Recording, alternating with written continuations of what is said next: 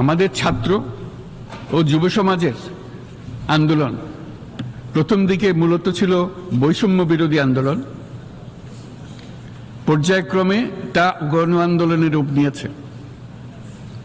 এরপর সারা পৃথিবী অবাক বিস্ময়ে দেখেছে কিভাবে সমগ্র বাংলাদেশের মানুষ একনায়কতন্ত্র, নিপীড়ন, বৈষম্য, অবিচার ও দুর্নীতির বিরুদ্ধে রাজপথ ও সামাজিক যোগাযোগের মাধ্যমে দৃঢ়ভাবে রুখে দাঁড়িয়েছিল। আমাদের ছাত্র জনতা তাদের অদম্য সংকল্প ও প্রত্যয়ের মাধ্যমে একটি স্বৈরাচারী ও অগণতান্ত্রিক শাসন ব্যবস্থা থেকে আমাদের মুক্তি এনে দিয়েছে।